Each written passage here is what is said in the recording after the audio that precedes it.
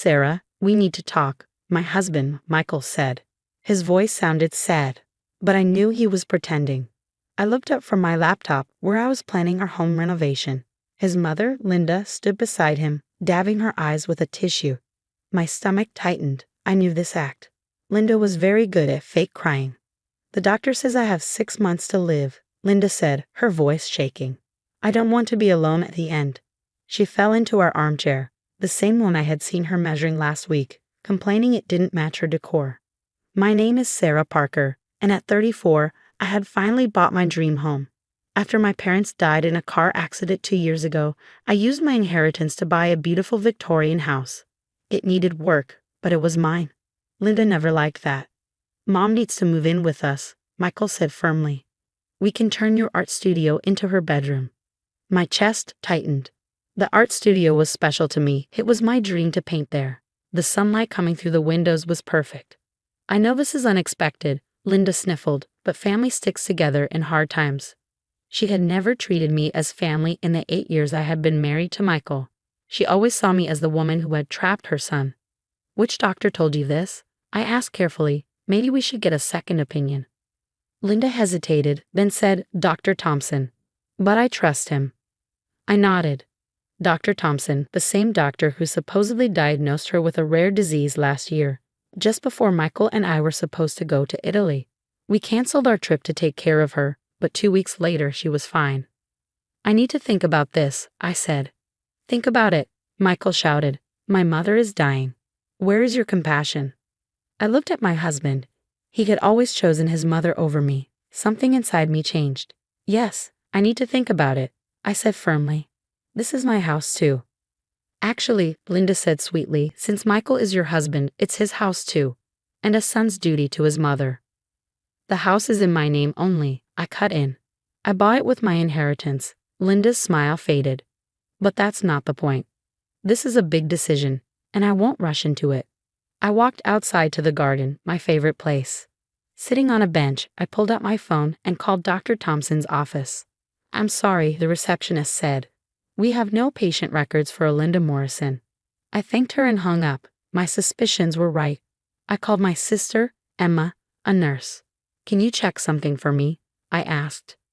2 days later, I had my answer. Linda had not been to any oncologist. She had no cancer, no diagnosis. She was lying. For a week, I watched as Linda and Michael planned her move. She brought boxes over, talked about painting the walls.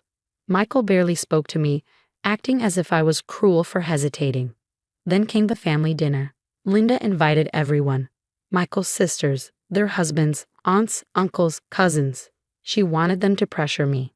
She stood up, pretending to be emotional. She announced her diagnosis and said how I had graciously agreed to let her move in. Everyone praised Michael for being such a good son. Then I stood up. My hands were steady as I lifted my glass. I have something to say. Linda smiled, expecting me to agree. Instead, I pulled out a folder and met her eyes. I spoke to Dr. Thompson's office, I said, and every other oncologist in the state. Linda's face turned pale. The dining room went silent.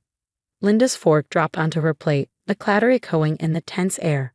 Her face, already pale, turned almost white.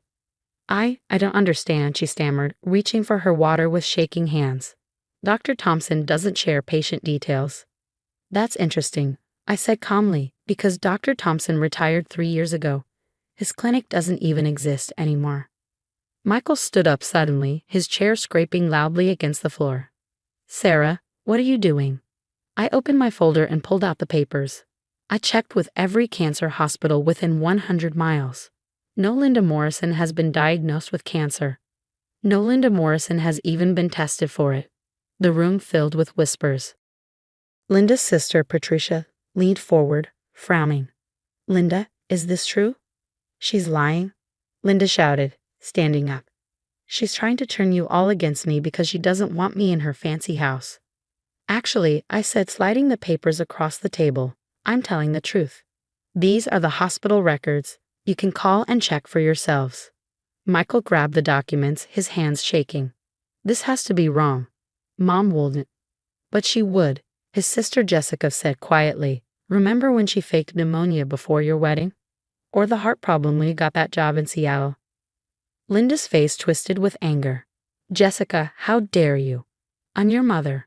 Yes, you are, Jessica said. And I love you. But this has to stop. The lies, the tricks, the drama, it's not okay. Michael sat down, staring at the papers in his hands. Slowly, the truth sank in. The house, he whispered. You wanted the house. Linda lost control. Of course I wanted the house. She doesn't deserve it. She used her inheritance to buy that beautiful home while I'm stuck in my tiny ranch house. It's not fair. Not fair?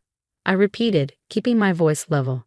Like it wasn't fair when you tried to convince Michael to challenge my inheritance. Or when you told everyone at church I was flaunting my parents' death by buying the house. The shocked gasps around the table told me that Linda hadn't shared those particular details with the family. Michael's head snapped up, his eyes wide. You did what? She needed to be put in her place, Linda hissed. Always acting so perfect, so independent. A real wife would have given that money to her husband. Like you gave your inheritance to Dad? Patricia asked, her voice sharp. Oh wait, you didn't get one. Is that what this is really about, Linda? The truth hung heavy in the air. Linda's face crumpled, not in fake tears this time, but in genuine defeat. The careful manipulation she orchestrated was falling apart, exposing years of jealousy and resentment. I just wanted, she started, then stopped, looking lost. You wanted to control everything, like always, Jessica finished. But this time you went too far. Faking cancer? That's cruel, Mom, not just to Sarah, but to everyone who's actually fighting that battle. Michael stood up again, but this time his posture was different, defeated, tired. I think everyone should go home, he said quietly. Mom, I'll drive you. But Michael, Linda protested. No, Mom, not this time. As the family filed out, each person avoiding Linda's desperate gaze, I stayed at the table, my hands clasped tightly in my lap. Patricia stopped beside me, placing a gentle hand on my shoulder. I'm sorry, she said softly. We should have seen it sooner. After everyone left, I began clearing the barely touched dinner plates, the sound of Michael's car starting and pulling away echoing in the quiet house. I wasn't sure if he'd come back tonight. I wasn't sure of anything anymore. But as I stood in my kitchen in my house, I felt something unexpected, relief. The truth was finally out, and with it, the weight of years of subtle manipulation and forced smiles lifted from my shoulders. I walked to the window that overlooked my garden, watching the sunset paint the sky in shades of pink and gold. Whatever happened next, I knew I'd done the right thing. My parents had taught me to stand up for myself, and tonight, I finally had. The sound of the front door opening made me turn. Michael stood in the doorway, his face etched with exhaustion and something else. Shame. I dropped her off at home, Michael said, his voice rough. She cried the whole way there, said I was choosing you over her.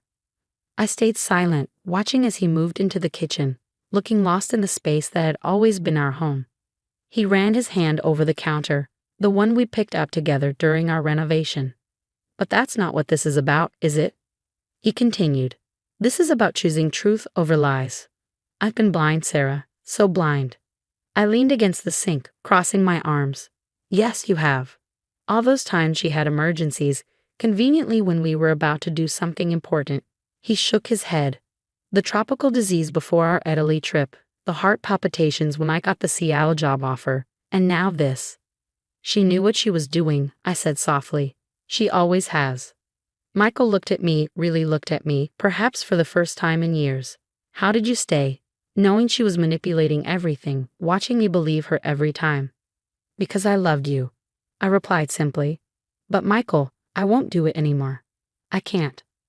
He nodded, sinking into one of our kitchen chairs. I don't expect you to. What she did, faking cancer, his voice broke. My aunt died of cancer last year. How could she use that? I moved to sit across from him, feeling the weight of this moment. Your mother needs help, Michael. Professional help. This isn't normal behavior. Jessica's already looking into family therapists, he said. She thinks Mom's behavior has gotten worse since Dad died. The need to control everything, to be the center of attention. We sat in silence for a while, the ticking of the kitchen clock marking time as we both processed the evening's events. Finally, Michael reached across the table, his hand open, palm up. I know I don't deserve it, he said quietly, but I'd like a chance to make this right. To be the husband you deserve, not just the son my mother wanted me to be. I looked at his outstretched hand, thinking of all we'd been through. It won't be easy, I warned. There needs to be boundaries. Real ones. I know he agreed. No more emergency visits, no more guilt trips, no more letting her make decisions about our life. And he hesitated, then continued firmly. I think we should go to counseling too. Together. I need to understand how I let this happen, how I hurt you by always putting her first. I felt tears prick at my eyes, not from sadness, but from relief. This was the man I'd married, the one who'd been buried under years of his mother's manipulation. Okay, I said, placing my hand in his. We can try. The next few months weren't easy. Linda alternated between tearful apologies and bitter accusations, but we held firm to our boundaries. Michael started therapy, both with me and on his own, working through years of ingrained patterns. I finished my art studio, filling it with canvases and light.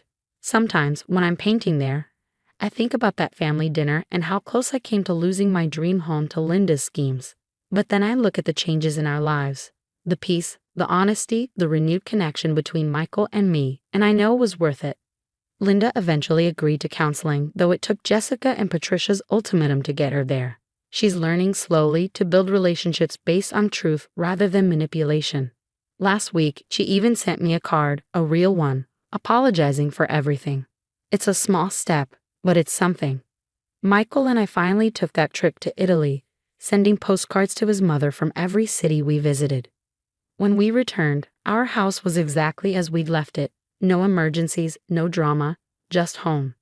Yesterday, as I worked in my garden, I found the first rosebud of spring pushing through the soil. Like that tiny flower, our family is growing in new ways, healthier ways. It's not perfect, but it's real, and that's all I ever wanted. The house stands as it always has, but now it feels different. It's not just my sanctuary anymore. It's our home, mine and Michael's, built on a foundation of truth and trust. And that's something no manipulation could ever provide.